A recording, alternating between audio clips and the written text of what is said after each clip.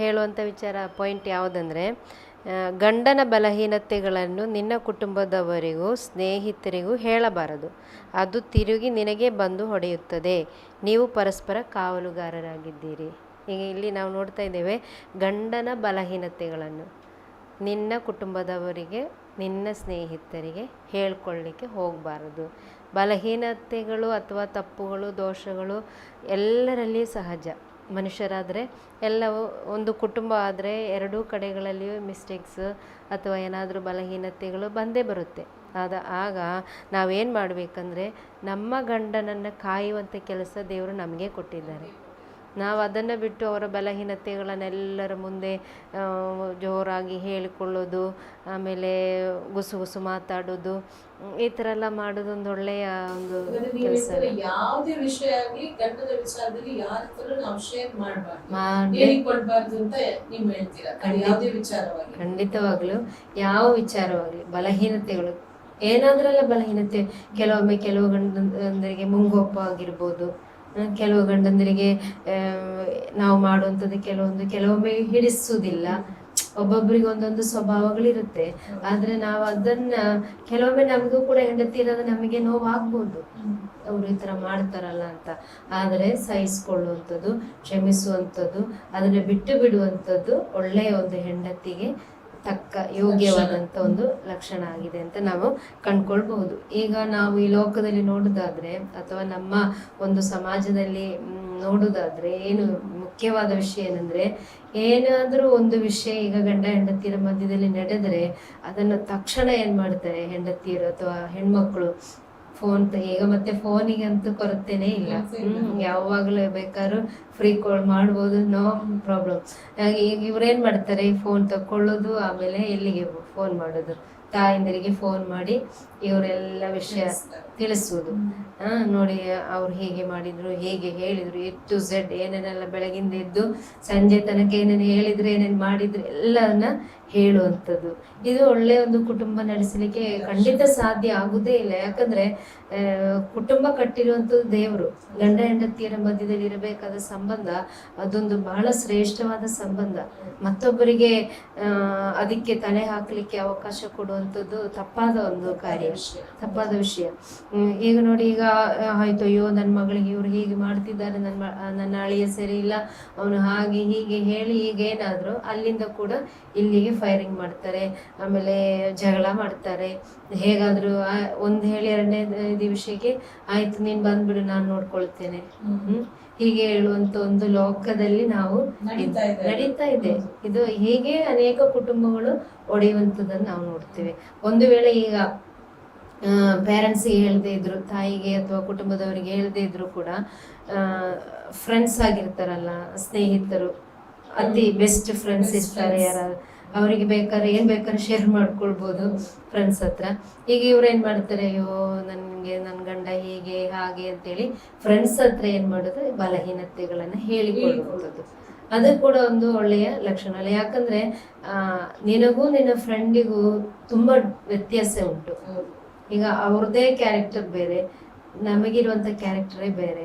ಈಗ ನಾವೇನೋ ಒಂದು ಹೇಳಿದ್ದೇವೆ ನಮ್ಮ ಗಂಡನ ಕುರಿತಾಗಿ, ನಮ್ಮ ಫ್ರೆಂಡ್ ಹತ್ರ ಏನು ಹೇಳಿ, ಈಗ ಅವ್ರೇನ್ ಮಾಡ್ತಾರೆ ಅದನ್ನ ಅವರು ಕೂಡ ತಪ್ಪಾಗಿ ತಿಳ್ಕೊಳ್ತಾರೆ, ಸಾಧ್ಯತೆ ಉಂಟು.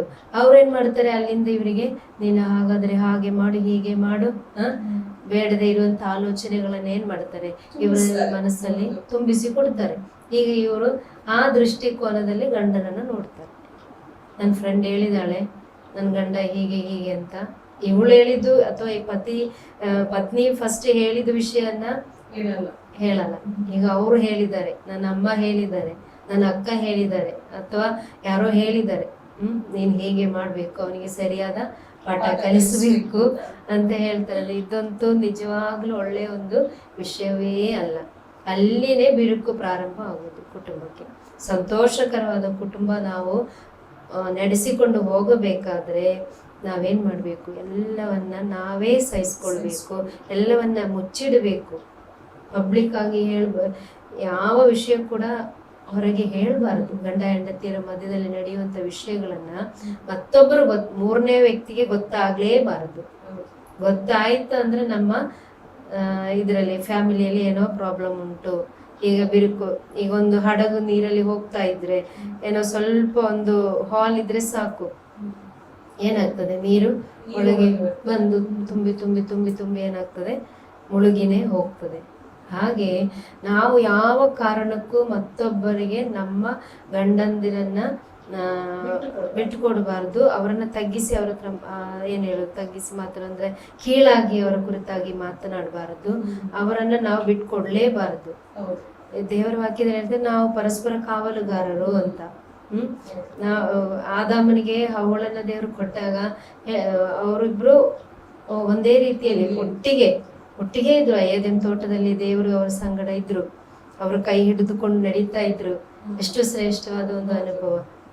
ಆದ್ರೆ ನೋಡಿ ಹವ್ವ ಏನ್ ಮಾಡ್ತಾಳೆ, ಒಂದು ಸಲ ಹೇಗೋ ಆದಾಮನನ್ನ ತಪ್ಪಿಸಿ ಒಬ್ಬಂಟಿಗಳಾಗಿ ಹೋಗುವ ಸಂದರ್ಭದಲ್ಲಿ ಸೈತಾನ ಬಂದು ಅಲ್ಲಿ ಮೋಸ ಮಾಡುವುದನ್ನ ನಾವು ನೋಡ್ತಾ ಇದ್ದೀವಿ.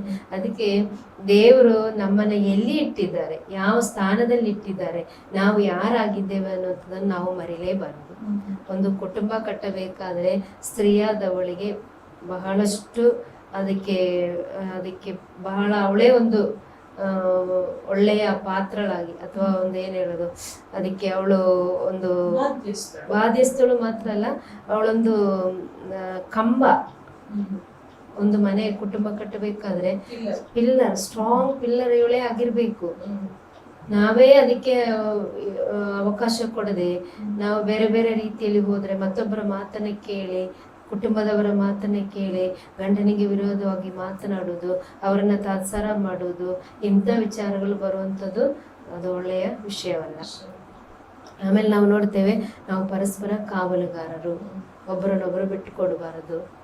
ಯಾರಾದ್ರೂ ಒಂದು ವೇಳೆ ನಮ್ಮ ಗಂಡನ ಬಗ್ಗೆ ಬಲಹೀನತೆಗಳು ಇಂಥದ್ದಿದೆ ಅಂತ ಹೇಳ್ಕೊಂಡು ಬಂದ್ರೆ ಅವರನ್ನು ನಾವು ಬಾಯಿ ಮುಚ್ಚಿಸ್ಬೇಕು.